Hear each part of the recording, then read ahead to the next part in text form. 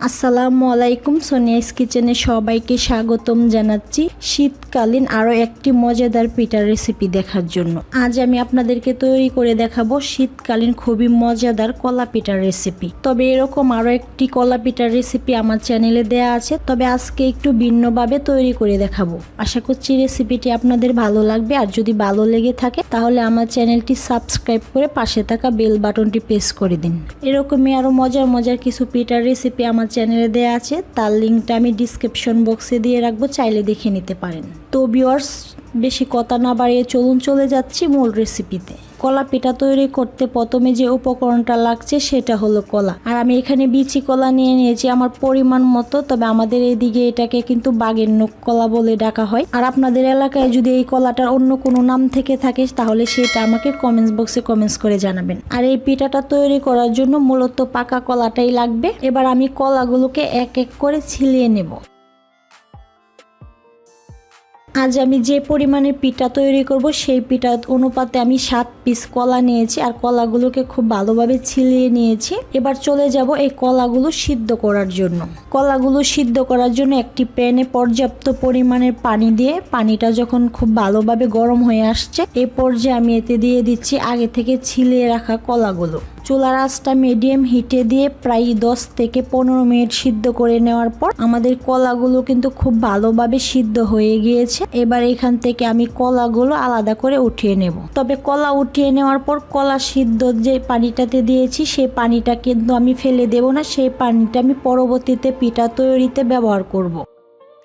কলাগুলো উঠিয়ে নেওয়ার পর এবার কলাগুলোকে সামান্য একটু ঠান্ডা করে তারপর আমি কলাগুলো প্রসেস করে নেব। কলাগুলো যাতে তাড়াতাড়ি ঠান্ডা হয়ে যায় তাই আমি কলাগুলোকে মাঝখান দিয়ে একটু ভেঙে দিয়েছি, আর আমার কলাগুলো কিন্তু খুব ভালোভাবে ঠান্ডা হয়ে গিয়েছে। এবার আমি আপনাদেরকে দেখিয়ে দিচ্ছি কলা থেকে কিভাবে বিচিটা আলাদা করে নেবেন।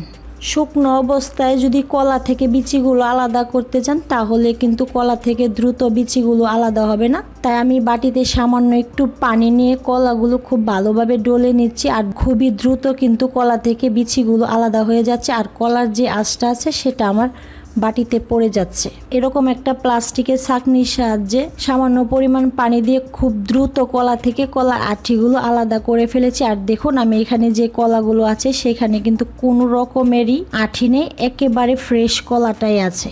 কলা থেকে বিচিগুলো আলাদা করে নেওয়ার পর এবার আমরা সরাসরি চলে যাব পিঠা তৈরিতে। পিঠা তৈরি করার জন্য সফট একটা ডো তৈরি করে নিতে হবে। তার জন্য আমি কলা যে পানিটাতে সিদ্ধ করেছিলাম সেই পানিতে আমি ডোটা তৈরি করব। তাই দিয়ে দিচ্ছি স্বাদ মতো লবণ, সাথে দিয়ে দিচ্ছি আমি বিচি ছাড়িয়ে রাখা কিছুটা কলা। লবণ আর কলাটা দিয়ে দেওয়ার পর অপেক্ষা করব পানিটা খুব ভালোভাবে ফুটে আসা পর্যন্ত। পানিটা যখন খুব ভালোভাবে ফুটে আসছে এই পর্যায়ে আমি দিয়ে দিচ্ছি 3 কাপ পরিমাণ চালের গুঁড়ি। আর এই চালের গুঁড়িটা একেবারে দেব না, আমি অল্প অল্প করে দেব। চালের গুঁড়িগুলো দিয়ে দেওয়ার পর খুব ভালোভাবে নাড়িয়ে চাড়িয়ে চুলাটাকে একদম লো হিটে রেখে চালের গুঁড়িটাকে সিদ্ধ করে নেব 4 থেকে 5 মিনিট। চুলাটাকে লো হিটে দিয়ে ঢাকনা দিয়ে 4-5 মিনিট সিদ্ধ করে নেওয়ার পর আমাদের চালের ডোটা কিন্তু খুব ভালোভাবে সিদ্ধ হয়ে গিয়েছে। এবার এই ডোটাকে আমি চুলা থেকে নামিয়ে অন্য একটা পাত্রে ঢেলে নেব। চালের ডোটাকে সরাসরি চুলা থেকে নামিয়ে অন্য একটা পাত্রে ঢেলে খুব ভালোভাবে মথে নেব। আর এই ডোটা কিন্তু গরম অবস্থায় ডলে নিতে হবে, একেবারে ঠান্ডা করা যাবে না, কারণ একেবারে ঠান্ডা হয়ে গেলে কিন্তু ডোটা দানা পাকিয়ে যাবে। চুলা থেকে নামিয়ে গরম অবস্থায় খুব সুন্দরভাবে মেখে নেওয়ার পর আমাদের ডোটা কিন্তু পুরোপুরিভাবে কমপ্লিট হয়ে গিয়েছে। আর দেখুন, দেখে হয়তো বুঝতেই পাচ্ছেন দানা দানা কলাগুলো কিন্তু উপরে বেশি আছে। এবার এই সফট ডো থেকে আমি সুন্দরভাবে পিঠাগুলো তৈরি করে নেব। আর পিঠাটা কতটুকু লম্বা আর কতটা মোটা তৈরি করবেন সেটা কিন্তু সম্পূর্ণ নির্ভর করছে আপনাদের উপর। অনেকে আছে এই পিঠাটা একটু বড় আর একটু মোটা পছন্দ করে, আবার অনেকে আছে একেবারে আঙ্গুলের মতো চিকন পছন্দ করে। তবে আমি যেরকম ভাবে খেতে পছন্দ করি সেম ভাবেই আমি তৈরি করে আপনাদেরকে দেখিয়ে দিচ্ছি। আপনাদের বোঝার সুবিধার্থে আমি 3-4টা পিঠা তৈরি করে আপনাদেরকে দেখিয়ে দিচ্ছি যে আমি 2 হাতের তালুর সাহায্যে কিভাবে পিঠাগুলো তৈরি করে নিচ্ছি। আর এই সম্পূর্ণ প্রসেসটা কিন্তু আপনাদের দেখে বুঝে নিতে হবে যে আমি পিঠাগুলো কীরকমভাবে তৈরি করে নিচ্ছি। আর এই সবগুলো পিঠা তৈরি করতে আমার বেশ কিছুটা সময় লেগে যাবে, তাই সময়টা বাঁচানোর জন্য আমি পিঠাগুলো রান্না করব যেই হাঁড়িতে, সেই হাঁড়িতে কিছুটা পানি বসিয়ে দিচ্ছি। আর যতটা সময় আমি পিঠাগুলো তৈরি করব ততটা সময়ের ভিতরে আমাদের পানিটাও কিন্তু খুব ভালোভাবে বলক এসে যাবে। আর এই পানিটা গরম হতে হতে এর সাথে দিয়ে দিচ্ছি আমি আগে থেকে বিচি ছাড়িয়ে রাখা কলাগুলো,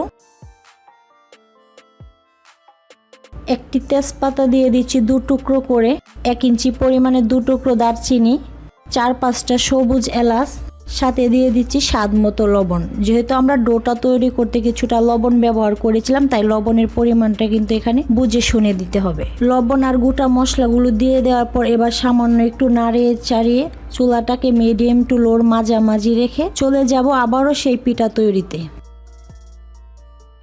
বেশ কিছু পিঠা তৈরি করে নেওয়ার পর এদিকে আমার চুলায় বসিয়ে রাখা পানিটা বলক এসে গিয়েছে, তাই আমি এই ফাঁকে দিয়ে দিচ্ছি খেজুরের গুড়। আর আমি এখানে 300 গ্রাম পরিমাণ খেজুরের গুড় ব্যবহার করতেছি। আর এই গুড়টা কিন্তু সম্পূর্ণ নির্ভর করছে যে আপনারা মিষ্টিটা কীরকম চাচ্ছেন। কলা পিঠাতে মিষ্টি পরিমাণটা একটু কম দিলেই কিন্তু ভালো হয়, তার কারণ হলো এই কলাগুলো কিন্তু এমনিতেই প্রচুর পরিমাণ মিষ্টি হয়। আর এই পিঠা তৈরি করার জন্য আমি এখানে খেজুরের গুড় ব্যবহার করেছি, তবে আপনারা চাইলে আখের গুড় অথবা চিনিও ব্যবহার করতে পারেন।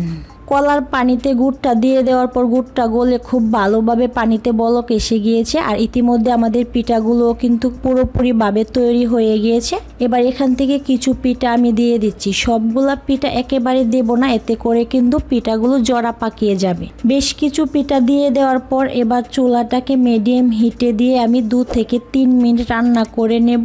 এরই মধ্যে আমাদের পিঠাগুলো শক্ত হয়ে যাবে আর বাকি পিঠাগুলো তারপর আমি এতে অ্যাড করে নেব। 2-3 মিনিট জাল করে নেওয়ার পর পিঠাগুলো কিন্তু মোটামুটি শক্ত হয়ে গিয়েছে। এবার বাকি যে পিঠাগুলো ছিল সেগুলো এতে দিয়ে দিচ্ছি। আর এই কাজটা কিন্তু সাবধানের সাথে করতে হবে, তা না হলে কিন্তু গরম পানি ছিটকে হাতে পড়তে পারে।